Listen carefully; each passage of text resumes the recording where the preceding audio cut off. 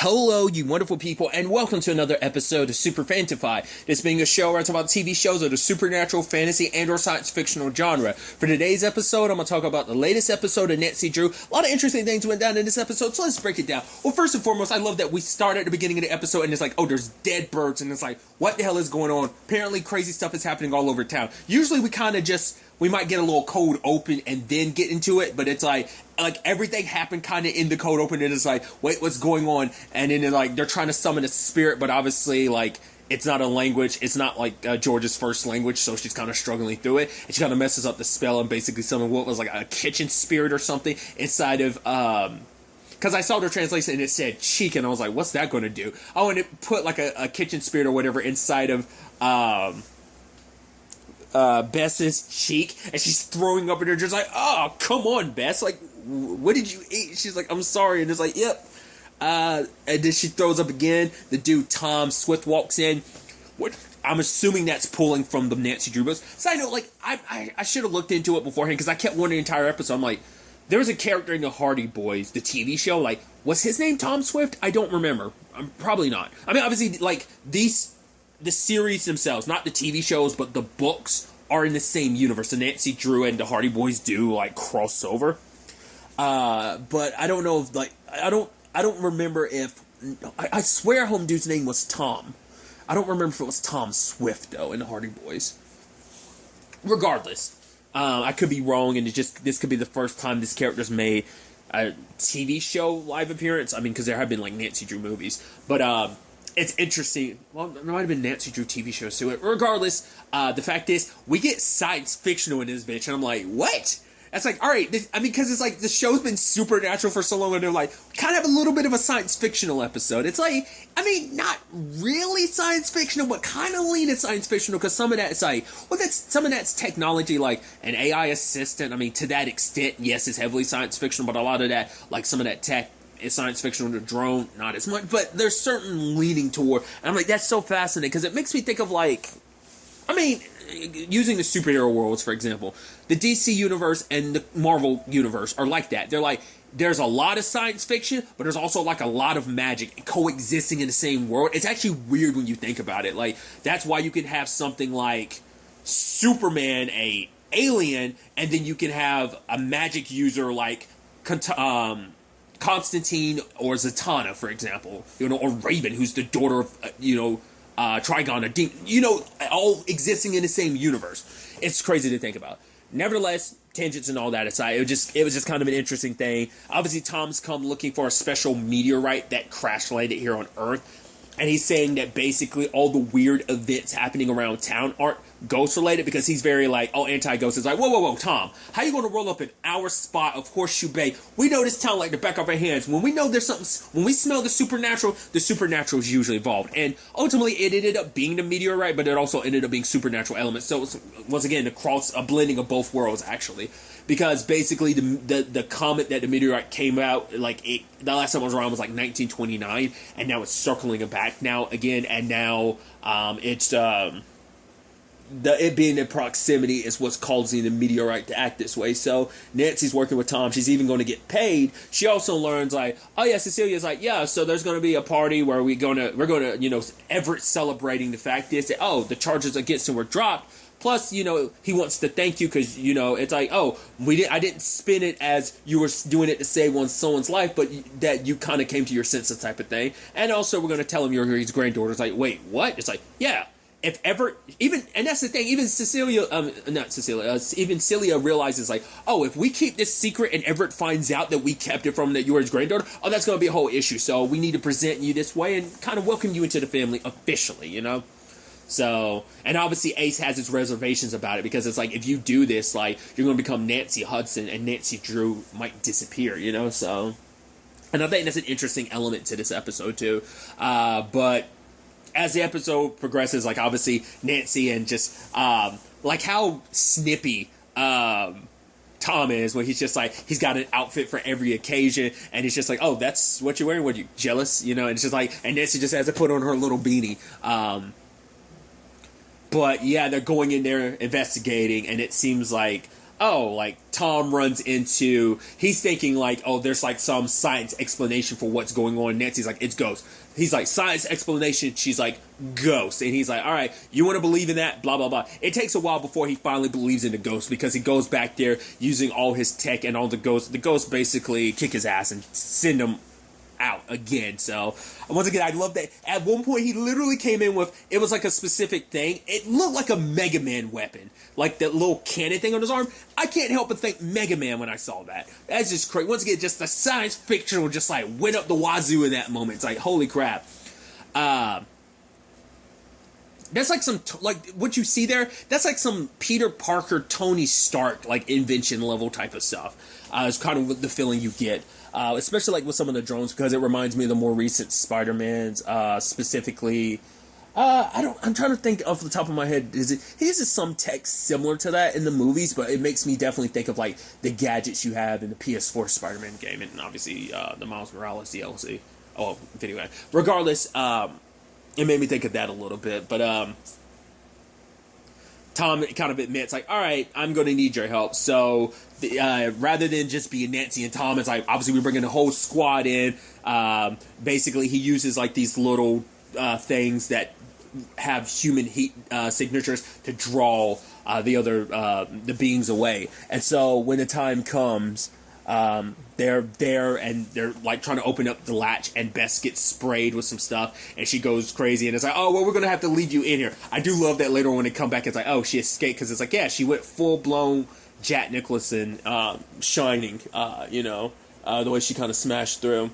But basically, blending of both worlds, Tom ended up making a device that can open up the where the meteorite is, but Nancy's going to use magic to kind of dispel it, because she recognized it immediately of what was going on. It's kind of very similar to her situation. It's like the women in white are kind of involved in this. They basically set it up so, because they end up finding out that the official report says like the Icarans, who are like the secret society, who basically they're a group of people that found the meteorite, went around, showed it off, made money, bought some property, sold that property, and then started a secret society called the Icarans, which obviously I wouldn't recommend doing that, just because the tragic tale of Icarus, why would you want to name anything after him? You know, the age-old Greek mythology tale of flying too close, the metaphor for don't fly too close to the sun, or your metaphorical wax wings, in his particular case, his literal wax wings, will burn and you'll fall to death. I don't know if he just like hit the ground, did he fall into the water and drown? Like, I just remember he fell, like, to his death. I don't know if there's ever like I'm sure it could just be like he fell to his death and just he smacked, hit the ground. It just crossed my mind, because I never knew like where he landed. I'm assuming on the ground. I just know it ends with him falling to his death. Regardless, why would you name your group after that? It's like it just inviting bad luck.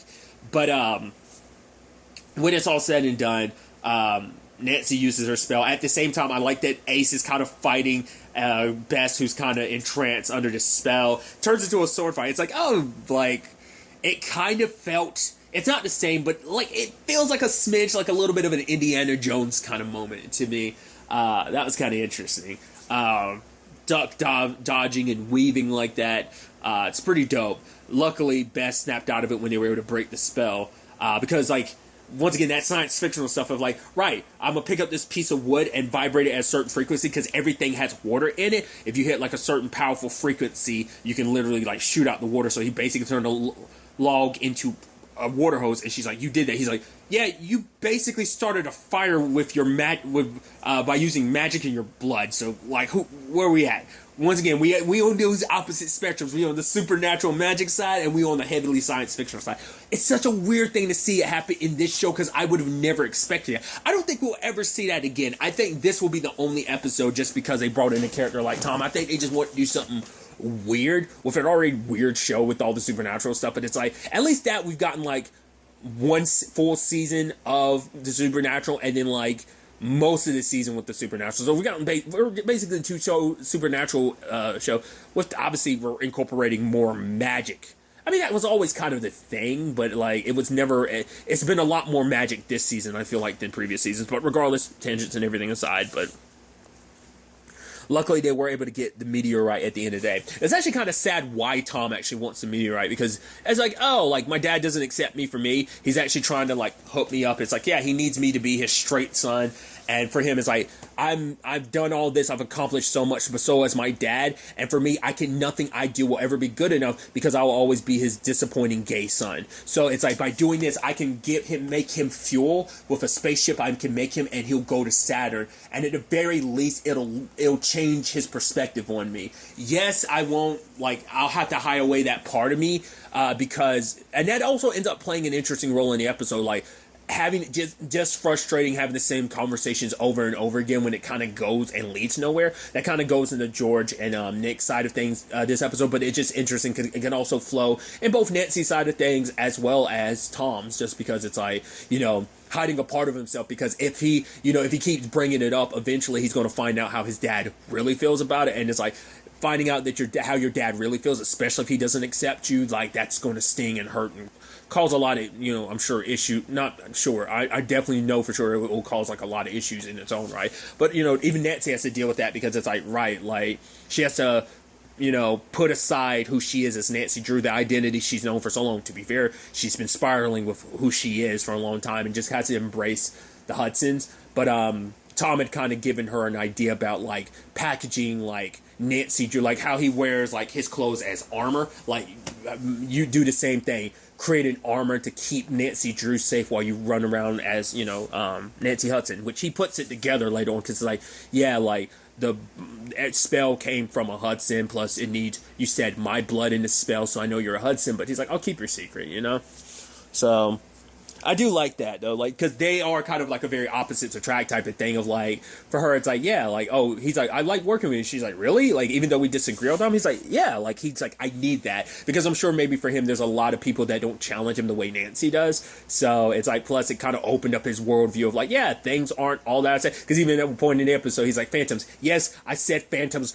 Don't make a big deal out of it, So that was an interesting element to it. But at the end of the day, luckily, because of everyone there, like, it made, because Nancy's like, okay, I'm gonna try this whole, hiding part of myself away with armor if you decide to try, at the very least, try to take off some of your armor. But for him, it's like, once again, he's had these conversations over and over with his dad, but things never changed. But this time, he put a photo online of him kissing Nick, and it's just like, all right, just a small kiss, no tongue, and it's like, all right, and George, he's asking George, is this okay? And George is like, I literally have someone living in my body. Go ahead, And then obviously all the comments and like, oh, look at his biceps, they're looking like triceps. It's like, when you actually look at it, you're like, Nick is like ripped, dude. Also, like, Tom's in really good shape. Hey, it's like, they made him take his shirt off on purpose to be like, oh yeah, don't get it twisted. Your boy Tom, shredded a little bit, But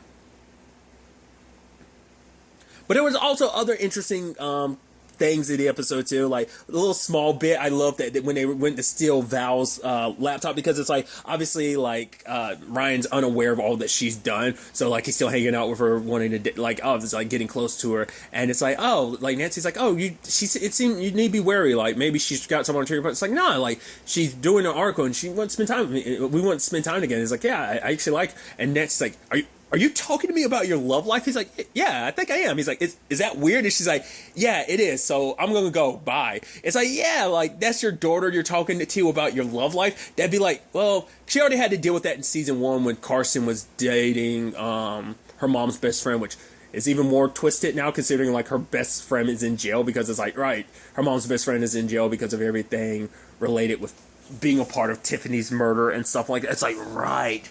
Can't forget about that. Can't forget about that at all. It's like, that's fascinating to think about. So it's like, yeah, for Carson start bringing up stuff like that. But it's like, yeah, her and Ryan are at that place in their relationship where it's like, yeah, we're not friends. We're biological father and daughter. And it's like, I don't need to be hearing about your love life. Ew, weird. I just thought that was fascinating. But also love, it's like, right, we're going to have to like hack into Val's laptop and get inside, and I love that, like, Nancy's like, no, I'm not going to ask you to steal, which, Bess was like, no, don't worry about it, like, I have my impulse, but that's only for shiny things, remember? So she's like, I don't mind doing it. It seemed like she was a little too gung-ho. It was almost like she was looking like, oh, like, it wasn't like a, oh, what, you're going to ask me? Almost like, aren't you going to, it looked more like a, aren't you going to ask me? She was a little too eager to do that. It's like, I think the impulse to distill in general is there. Shiny things, sure. I don't think the laptop was shiny. I think it was like black, but it might have been silver. I don't know. But, whatever the case may be, I know I feel stupid because I'm like, yeah, those are two very different colors. But nevertheless, with Amanda's help, they're able to kind of like, they got the fire alarm code so they could like set off the fire alarms to get everyone out. Also, Ace introduced her to Florence. It's like, oh yeah, Florence likes it. Yeah, she's like, yeah, I want to get to know her more. And it's like, they're both kind of looking at each other. It's like, ah. And like, even when Bess gets inside the car, she's like, yeah, I think Florence likes her. And Ace is kind of smiling, like, yeah, which I'm also like, that's cool. It's one of those things where it's like, you can see the writing on the wall. It's like, yeah, you and Nancy are going to get together, ultimately. And it makes the whole, like, Gil, I can kind of like, I'm like, that's fine. Once again, he's kind of an asshole, so to be fair, an asshole like Gil might be what's necessary if she's going to fool like Hudson's to kind of pretend like she's a terrible human being like them. So that might be necessary. He might be a necessary means for that. But it's just like, it also kind of, but like Amanda and Ace are clicking and you kind of feel bad. But it's like I said, it's just one of those things that like, once you have a couple set in your head, you're just kind of like, oh, like no matter what, it's like, oh, no matter how good Ace and, Amanda are, you're just kind of like, but Nancy and Ace, ooh la la. It's that, like that. It's like a another example, CW wise, it's like Barry and Iris. They've dated different people. No matter what, you're like, yeah, but it's going to be Barry and Iris. It's like anytime there's a Clark Kent and Lois Lane type of situation. Like Smallville. She was introduced in season 4 the entire time. You're like, oh, there's chemistry here. It took a while before it really kicked up in later seasons, but you're like, no. Like, this is definitely happening. They're dating other people. It's like, no. They're going to end up together. Like, just because there's decades of comic books saying that they do. So that it's a little different, but it's still just of that vein. It's that thing where it's just kind of like, this is kind of meant to be type of feeling vibe. So that's where I come at it from that perspective. But, yeah, another interesting, well, speaking of Florence really quickly, I do like that. It's like, oh, what's your car's name? It's like, oh, my car's name's Chris. Mine's Florence. It's like, I forgot, why he said he named it that. I think he might have brought that up, but also it's like, yeah, but like, oh, look what I did. Mine's kind of better, isn't it? And Ace is just kind of looking like, man, why we have to turn this into a competition, bro? But this episode also presented a really interesting thing where there was an interesting conversation I wasn't expecting to happen. Where like obviously like Tom and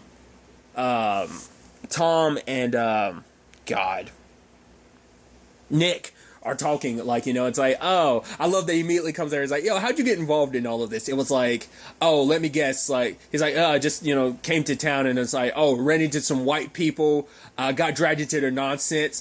The Tiger Woods syndrome. I'm like, come on, dude, that you're giving it a name like that? But also, it's like, him and Nick, it's a thing of like, oh, like, right? Oh, man, your fade or your cut is kind of like, wow. He's like, yeah, I know. It's like, yeah, oh, let me guess, a white barber. It's like they're having this moment because for Nick it's like, oh yeah, like there's no other like black people in, like, other than that was like only other person we know is Val, but she doesn't live in Horseshoe Bay. He's like, I'm only black guy that lives in Horseshoe Bay, so like running into someone else is kind of like a yo, which I get that to a certain extent, because it's that thing of kind of like you walk a little different, you talk like you try, like because I'm the dork I am, I try to put a little swag in my voice, a little swag in the way I talk, in the way I like walk. I've done that in the past. Now I'm just kind of fuck it. I'm the same dork I am everywhere because I've accepted I'm a loser. Now I'm always going to be a loser. So I don't, because I was like, oh God, when I was younger, I was too much of a tryhard. But like that, what I mean is like I can like resonate, especially the younger me can resonate with the whole like why Nick was kind of like vibing like that. And even George being like, oh wait, so like you're not yourself around me. It's like, oh, you're more comfortable being like yourself like around other black people. It's like, yeah, especially considering everything. And him and George are on a date. And it's like, yeah, like, he talks about the fact that there's just certain aspects of being black. It's like, yeah, people singing their favorite rap lyrics, and it's like saying the N-word over and over again. I don't want to have the conversation of, maybe you shouldn't say that. Why? You get to say it, I don't. It's part of the song. I get it. That's a conversation that does happen, and it's like, it's just kind of like, all right. So you do. I get that, too. There's also that thing of, like, I let it fly. I was like, hey, you want to say the N-word? Go right ahead. Just know you have to accept the consequences with that type of shit. That's always my philosophy about it. Like, I'd be like, hey, to each their own type of situation. So like, I kind of get where Nick's coming from in that regard. When he was talking about the fact is on social media, you never really, well, for one, he kind of talks about the fact is like, well, I've never actually seen Friends. She's like, even when I binge watch it, he's like, nah. It's like, oh, which for one is kind of effed up. It's like, if you don't like something, tell your significant other. But I think it's like, it's also the thing of like, right, you like it so much, so I just want to click with it just because it's something you like, you know? There's this particular song that's like, yeah, it's not really my favorite song. I actually had to look it up, but it's because I liked you so much, so I just pretended like I did. I've been in that situation because I had a girlfriend when I was younger that was super into country music. I'm not the biggest country fan. I will make certain exceptions with certain songs. Like, I won't lie to you. Reba's like song, I think it's just called Survivors. The theme, it's the song that's the theme song for the sitcom Reba. That shit slaps. So like, I that's like one of the only country songs I'll like be like, yeah, I'm not a country fan, never been, you know. But it's like in a relationship, I gave it a try. Back when I was in high school in a particular relationship. So, yep. Once again, tangents and all that aside.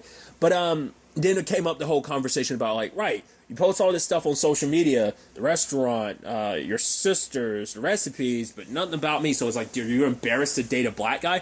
So my immediate thought was, I didn't, but what she admits, like that element to it, them being an interracial couple plays a role. But my immediate thought wasn't that. I thought it was like, oh, like I assumed it was because, well, the last relationship she was in, let's not forget, was with Ryan. That was a whole secret affair. So like, she kind of was kind of a kept secret. So she still had to deal with that a little bit afterwards. Like even when things kind of happened between her and Nick, she still felt that. So I thought maybe we're still dealing with it. And it's like, oh, I kind of have to keep my relationships a secret. Like, because all that other stuff is fine, but my love life, because some people are like that. They're like, no, I don't want my love life out there for everyone to see. I want it to be mine. I want it just to be something between us. You know, couples do that. Like, they're like, oh, there's some stuff we'll show to the world, but some stuff we'll keep to ourselves. I was wondering, because George didn't seem like the type that like, I mean, at least to me, she never seemed like the type that's like, oh yeah, I'm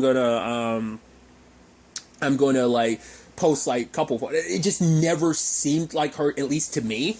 But for her, she admits later on, it's like, right, like I have a grandfather who's like, yeah, there's like a lot of old school Chinese people who have prejudice against black people. So it's like, I didn't want to deal with like his archaic thinking and that like that toxicity being in our relationship, which even Nick's like, yeah, I do have some people back home that would probably like have issues with me dating it. Like it would be, they talk a certain way about me dating an Asian girl, which I mean, cause obviously for like, cause I was about to say like, Nick's not the only one. I mean like, cause I'm about to say like, isn't the Fan family like the only Asian family that's in Horseshoe Bay?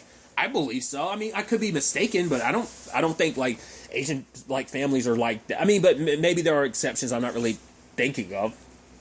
Because I don't know everyone's background on what nationality, like, you know, like where they're from and everything. So, like family wise and stuff like that. So maybe I'll be kind of surprised of like, oh no, like this person's like, you know, their family's from here, so like they're Asian or something, you know. So. But because I was about to say, like, yeah, I figured, like, George kind of would feel that to a certain extent. But obviously, she's in the same boat. It's like, yeah, because she has to deal with stereotypes, too. It's like, yeah, because she's an Asian woman. It's like, yeah, you're supposed to be, like, oh, super polite. And obviously the whole stereotype about, right, you're supposed to be really good at math. And I thought that was interesting. And maybe that's why she had, I mean, for one, it's probably just, you know, she has to fight against the stereotype. She's like, so why do you think I'm always, like, so tough and, like, the way I am, like, have the, like, it's like I have to, like, exert that to kind of fight against this stereotype of me being, like, a kind of, like, this stereotypical submissive Asian woman. I have to fight against that stereotype, you know, so, but obviously they're making a decision to not let, you know, other people's opinions about them, you know. I mean, and I think that's such an interesting development because it's like, I never thought about it, like, legitimately never thought about it. It's like, right, they are an interracial couple, and it's like, that is something that you have to think about and has to be thought about sometimes. And it's like surprising. It's like, right, that's never actually come up until now. Like, I just never thought about it. I never thought about it with Nancy and Nick. It was just like, oh, they're a couple. And just never crossed my mind. I'm like, right, that would come up with its own struggles too, you know? So, nevertheless, that was just kind of an interesting element to it. You also have Ryan confronting Val, which Val is like, yes, I'm blackmailing your mom as an insurance policy because I know about Nancy, but I'm not going to expose you to the world. It's just like, I want to do I want to take your family down, and I know that that's what you want to too, because I know like this whole like rich boy like persona you're presenting isn't the real you, that you're someone that wants to try to do the right thing. So he might be a little more forgiving to her. So they might have another ally during this situation, because at the very least she knows what's what. I hope it is a thing that she isn't playing him, because it is sad, because like Ryan does legitimately like her. His past 2 relationships have been extremely complicated. Well, technically 3. Once again, you always kind of escape over that George thing, but it's like, right, everything with Lucy, Tiffany, then George, like, past 3 relationships have been super complicated. I mean, well, we don't know if there was anyone between Lucy and, I mean, Playboy millionaire, billionaire type of thing probably, like, really kicked into overdrive in between, like, Lucy and Tiffany. I think they've kind of talked about that a little bit, but regardless, so there's that. Before he leaves, Tom ends up dropping off a dress, and it's like, right, time to spend my last night as Nancy Drew, before she has to present herself as Nancy Hudson to the world. So I'm interested to see where all that takes us next episode. How her dad's going to feel about a lot of that, because he's like in Boston this episode. So what that development looks like, once again, having to play this role. Everyone knows it's a role, but to the public, it's going to be like, oh, she's a Hudson. It's probably also going to play up where it's like, oh, that's why she turned it down, because, people are going to say what they want to. So to protect herself as Nancy Drew, she's going to have to hide that away, and she's just going to have to embrace. It's going to be hard embracing a Hudson, knowing like who they are, knowing that society. I think Bess can probably help her a little bit on that, considering her time with the Marvins, which I'm surprised we haven't circled back to that at any point in time. I wonder, will we? Especially with Nancy diving into high society with the Hudsons and stuff like that. I'm curious, like, will that element of it start kind of coming back up? So we'll ultimately have to wait and see where all this ends up taking us going forward into the next episode. But really, that's all I want to talk about. Till the next time we meet, be happy, be safe, live life to the fullest, and enjoy it. Good day, and goodbye.